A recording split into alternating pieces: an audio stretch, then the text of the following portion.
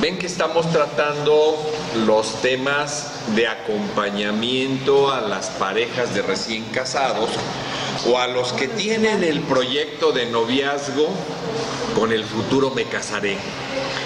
Y antes que nada quiero felicitar al Movimiento Familiar Cristiano porque estuvimos en su retiro para novios el domingo pasado y con la muy grata sorpresa que el auditorio pues estaba lleno de novios de todas las edades, y eso habla de que bendito sea Dios cuando hay ganas de hacer las cosas para mayor gloria de Dios, se logran. Y entonces pues una felicitación a todos, a Pablo y a su equipo, a Mau y a su esposa, por esa bonita labor. Y en esta misma línea decíamos, estamos analizando las 13 verdades más comunes sobre el matrimonio, y el día de hoy vamos a analizar qué dice esta afirmación: no siempre en todo momento te vas a sentir atraído por tu esposa o por tu esposo, ¿sí? ¿Y esto qué es lo que quiere decir? Que los matrimonios nos casamos enamorados, los matrimonios nos casamos ilusionados, y cuando estamos conviviendo las 24 horas y empezamos a conocernos tal cual somos, ¿sí? Entonces tenemos que entrar en un proceso de madurez. ¿Y cuál es el proceso natural de madurez de las personas? Primero, conocernos a nosotros mismos y aceptarnos. Primera parte del proceso de madurez humana: conocernos a nosotros mismos y aceptarnos. Segunda parte del proceso de madurez humana: conocer a los que tenemos cerca, y más concretamente a tu esposa o a tu esposo, a tu novia o a tu novio, y aceptarlos tal cual son. Pero entonces pudiéramos caer en una actitud conformista de decir, bueno, pues ya nos conocemos y así nos toleramos. No. Cuando emprendemos este compromiso común de otorgarnos el sacramento de matrimonio, hay una condición, entre otras, de esta relación de matrimonio, que es la ayuda mutua y la complementariedad. ¿Qué quiere decir esto de la ayuda mutua y la complementariedad? Que los esposos somos los principales promotores de la superación humana, tanto de mi esposa como de tu esposo. Es decir, hay una preocupación por que esta relación humana tenga el beneficio del amarte y del bienestar, del amarte y del superarnos, del amarte, ¿para qué? Para ser mejores instrumentos de Dios nuestro Padre en su obra creadora. Dicho de otra manera, para mayor gloria de Dios. De tal manera que cuando alguna de las actitudes en el comportamiento humano, alguno de los detalles nos crean ese disgusto o incomodidad, una de las primeras obligaciones que tenemos es comunicarnos, ¿sí? Y cuando nosotros queremos comunicárnoslo, hay que trabajar mucho la virtud de la comprensión. Y trabajar mucho la virtud de la comprensión implica ponerte en los zapatos de ella o ponerte en los zapatos de él. ¿Qué quiere decir? Que a lo mejor la actitud, el ademán, la manera de vestirte, la manera de tratar, pues tiene todo un origen cultural en su familia. Y entonces tú deberás de comprender que por eso se manifiestan esas actitudes que no te caen del todo bien de él o de ella, pero que tienen un origen. Pero al tener ese origen de una manera respetuosa, conviene tratarlo entre nosotros como esposos para definir el nuevo estilo de relación de la nueva familia que hemos formado. Entonces, de repente hay situaciones como palabras que no nos caen bien, estilos de ser, como decimos popularmente, carrilleros, mal hablados, cargaditos, con sátira, etcétera. O sea, puede haber actitudes que no te caen bien de tu esposa o de tu esposo, pero entonces, en razón de aceptarnos tal como somos, por la complementariedad y por la ayuda mutua, tenemos que comentarlo para superar estos modos de ser que no nos caen del todo bien, ¿sí?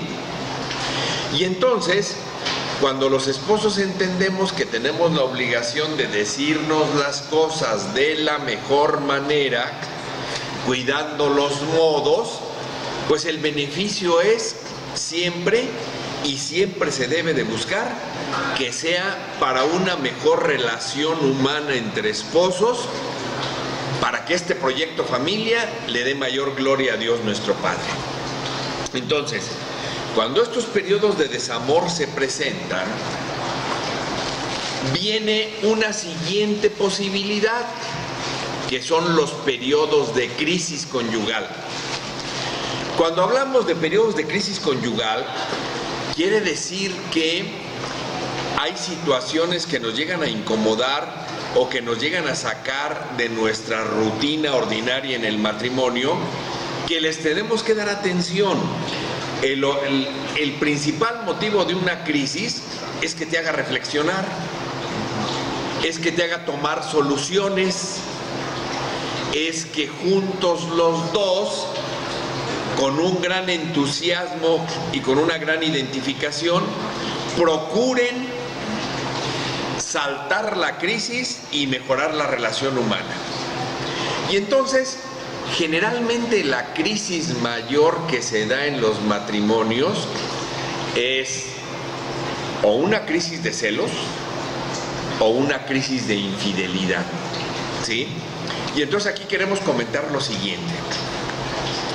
Cuando hablamos de una crisis de celos, estamos hablando de una crisis de inseguridad personal, de una crisis de inseguridad de aquel o de aquella que duda de la fidelidad, de la lealtad de su esposo o de su esposa, ¿sí?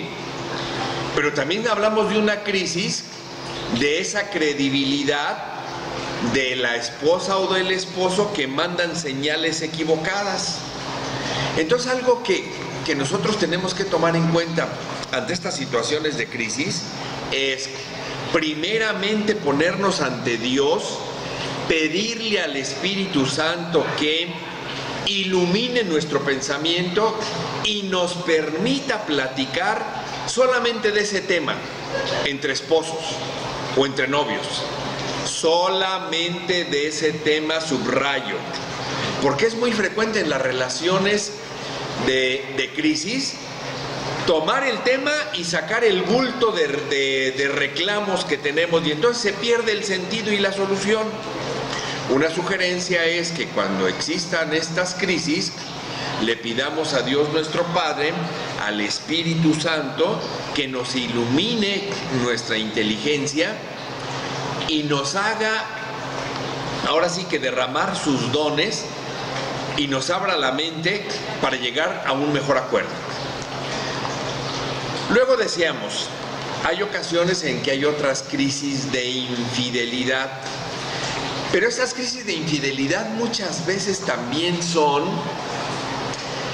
generadas por los estilos de ser de la esposa o del esposo. Y entonces sabremos que cuando se entra en una crisis de infidelidad hay periodos, ¿sí? ¿Cuáles son estos periodos de la crisis de infidelidad? El primero de ellos es el sentir. A mí como varón me es natural sentir atracción por todas las mujeres, ¿sí? A tu esposa le es natural sentir atracción por todos los hombres. Hasta ahí vamos bien, ¿sí? Pero hay una siguiente etapa que se llama consentir.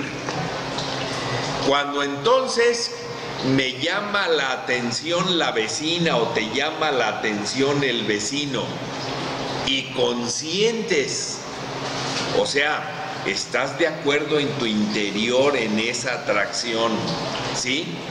Y de ahí das el siguiente paso, ¿sí? Que se llama concertar, o sea, me hago el encontradizo, me hago la encontradiza, aparentemente nos encontramos por circunstancias naturales en el pan, en la carnicería, a la salida de la escuela de los hijos.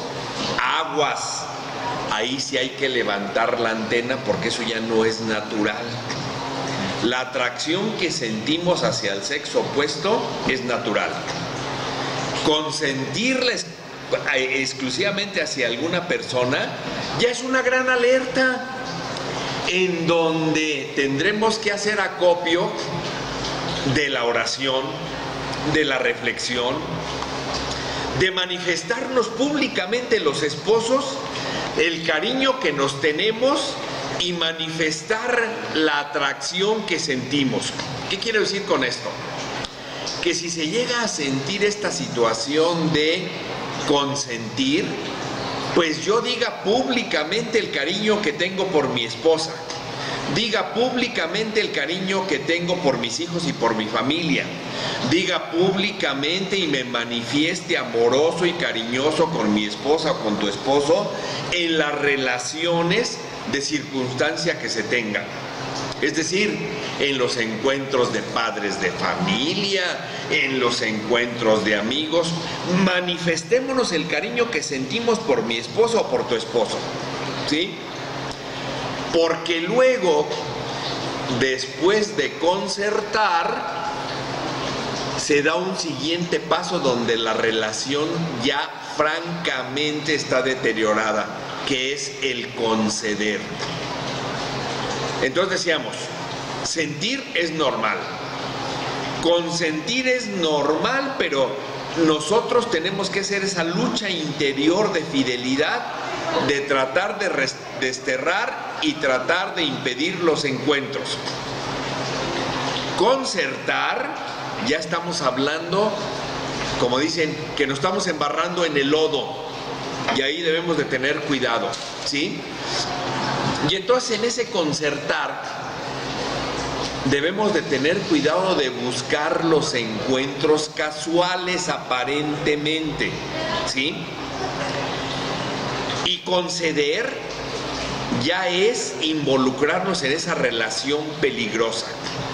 Entonces una sugerencia es, cuando empiezas a sentir este proceso, manifiesta claramente tu cariño a tu esposa o a tu esposo. Hazlo público.